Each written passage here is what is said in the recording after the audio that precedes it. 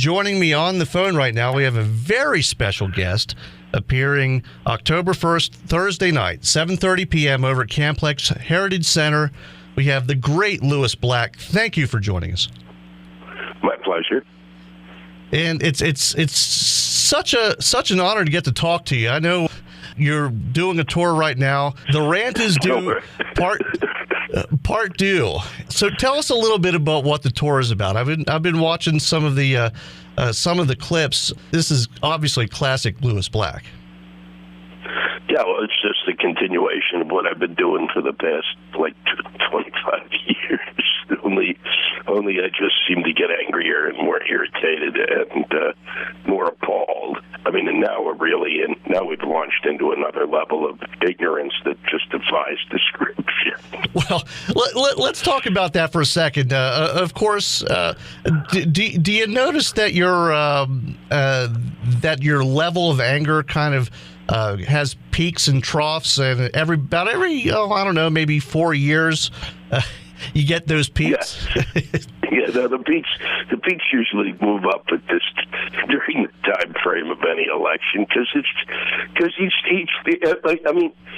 I'm old enough to have seen it when it was semi-sane, when the emperor was at least wearing underwear.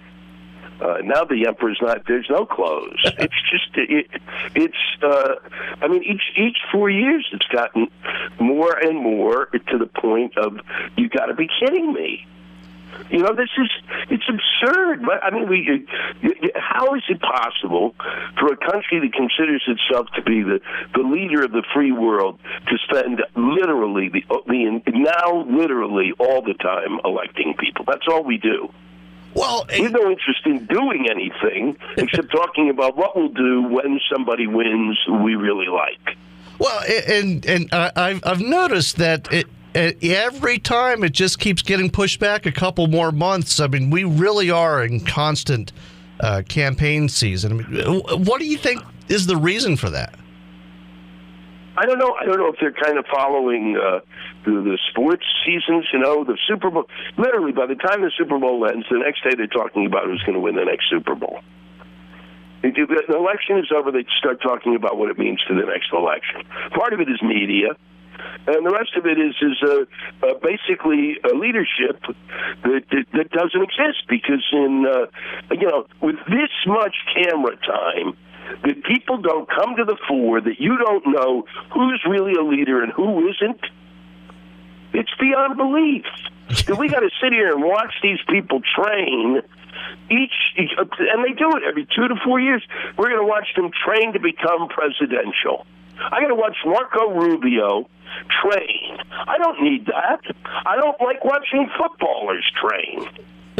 Well, it's almost like watching. Who wants to watch? Yeah, like you mentioned, who wants to watch the football players lifting weights so they get stronger? You just want to watch the game. There used to be a time somebody ran for president. Nixon ran for president and lost. And then he won. Reagan ran for president and lost. People ran again. People were consistently the leaders of their party.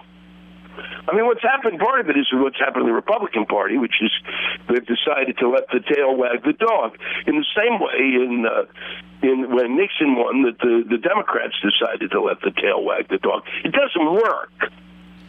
Most of us are in the middle. This is so blanketly stupid. It just defies description. And it's not like it's interesting. It's not like somebody's coming up with a new idea. Well, they're just finding another way to express it. Well, I imagine at least it gives you plenty of material. I mean, I imagine you don't even have to watch the whole. For instance, all these debates we're going to have between now and next summer, you don't even really have to watch the whole debate. I mean, you just watch a couple clips and you kind of get an idea what's going on. Well, they run over it the next day. It's like ESPN. Yeah. They give you the highlights. Well, they're handicapping it like a horse race. Yeah, and here's where the touchdown was made. Oh, Carly Fiorino said, and it's all boiled down to like a soundbite. Well, she really showed herself. She really made a move there. She said one sentence. It's a sentence. Out of 3 hours. Yeah. Out of 3 hours that taught us nothing and got us no further forward. We have stuff. What people seem to forget, we have stuff to do. There are things that have to be done. All they're talking, they talk about what has to be done. They're supposed to be doing it now. Some of those people on that platform, are senators. You're supposed to be back doing the work. Well, I guess you didn't do the work. You didn't do the work when you were there, and now I gotta think you're going to get it done as president. Well, and what do you make of? I mean, you already talked a little bit about it with people would lose and try again. I mean, what do you think of the same names just being recycled every time around? I mean, is that good for the process? I mean, the guy that lost, maybe you'll have a better chance this time, or do you want to just see new people? No, I want to see people who were really impressive in their 4 years, in the 4 years in between. A governor that was impressive, a senator that was impressive, somebody who showed leadership abilities. So people that actually. I mean, I don't need to see Rick Santorum trying to get a better money for his speaking engagements, and that's what we're watching. Well, yeah, especially when you start getting with these guys that are polling at 0%. I mean, I saw Lindsey Graham, within the margin of error, of course, could have been -%. I have no idea how you get negative in a poll, but Lindsey Graham managed to do it. And I don't know how you end up. The people who run bother me. A lot of them just are beyond. It's beyond my comprehension, but I understand how they can run. Okay, anyone in the United States can run to be president. That's the good news. The bad news is anybody can run to be president. It's the same. It's the flip side of the coin.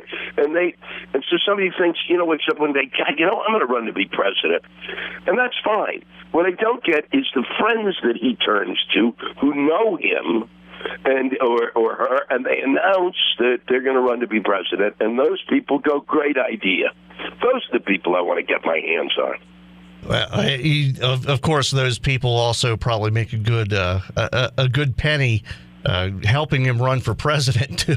Yeah, exactly. Yeah. Well, that's true. Yeah, and of course, I mean, obviously this season is probably going to be gold for you as far as material, but politics isn't the only thing you that you rant about. And I hate to break it down to just rants, but since that's the theme of the tour, I saw one on your website, and I thought they should show this in every movie theater in the world. Oh, yeah.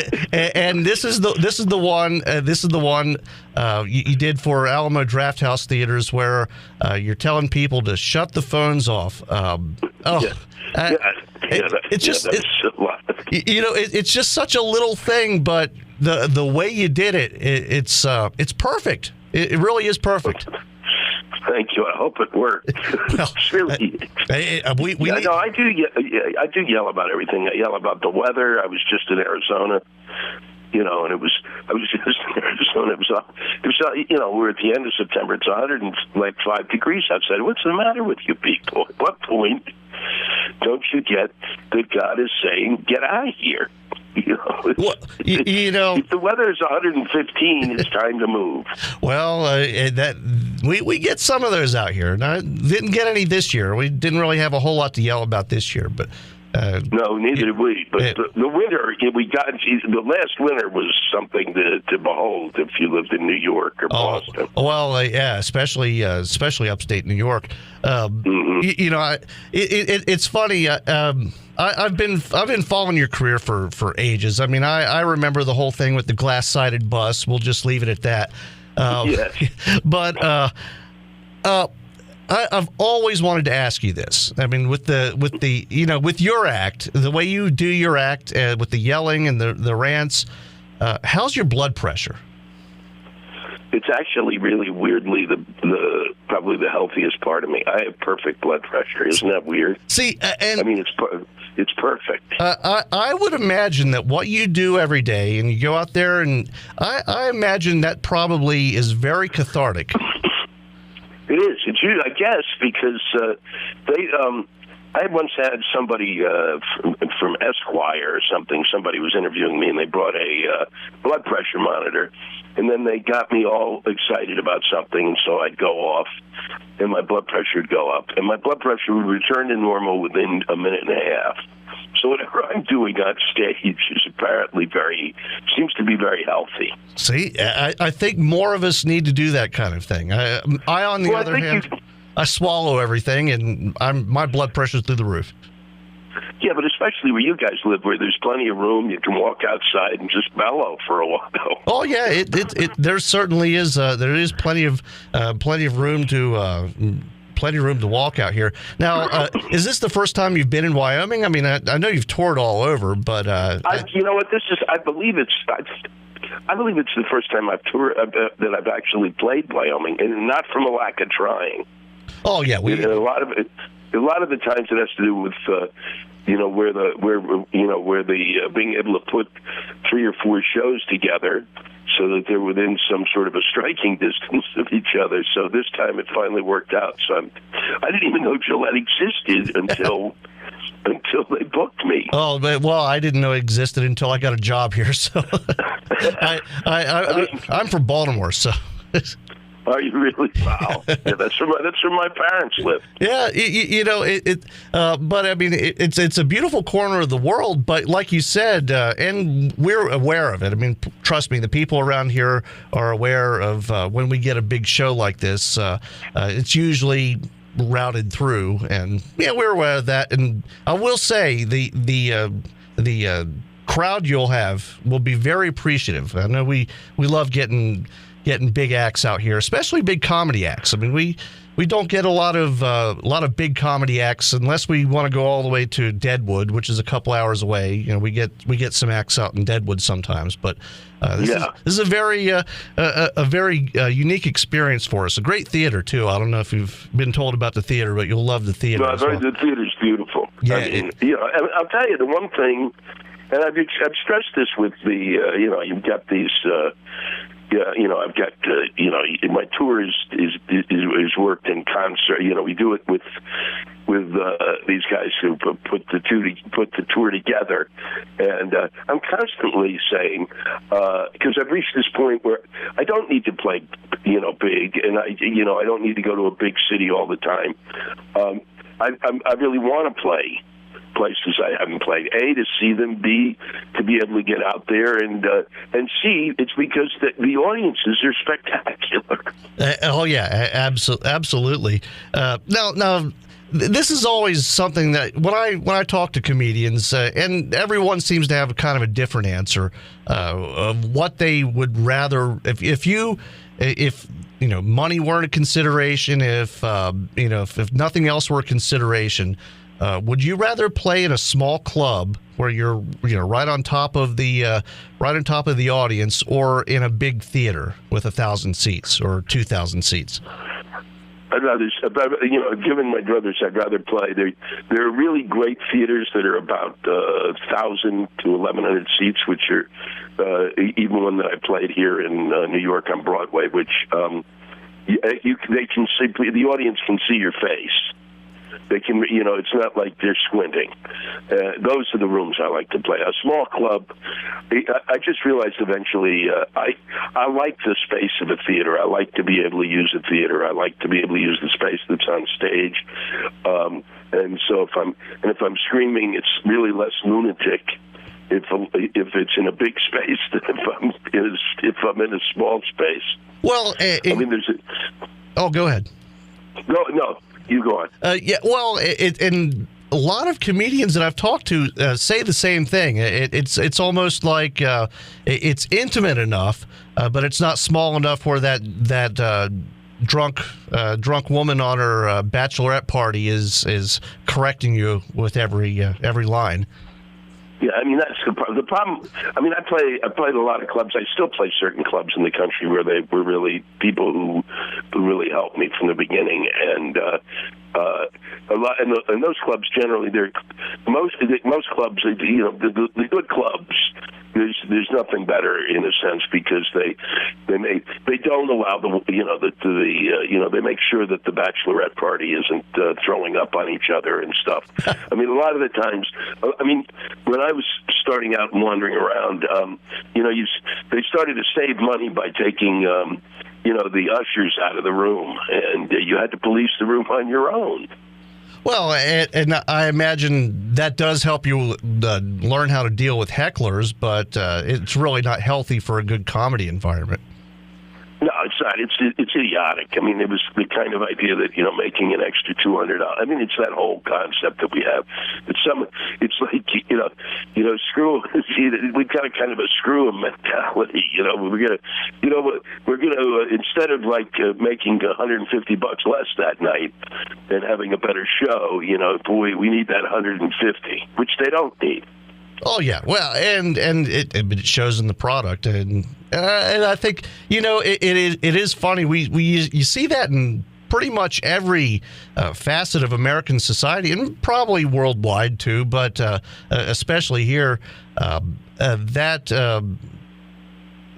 cheapness at the expense of quality just seems to have permeated everything. Mm-hmm. Yeah, so again, if you're just joining us, we're talking with Lewis Black. He'll be at Camplex Heritage Center Thursday night, October 1st, 7:30 p.m. We only have a couple minutes left. I know you're probably much more busy than I am. Just tell us a little bit about what we can expect to see on Thursday night. Well, I mean, I talk a lot about I toured. I spent a lot of about the summer before last summer I toured Europe, so I talk a bit about going through seeing other countries, what it was like, what I saw, what went on there, how nuts they are.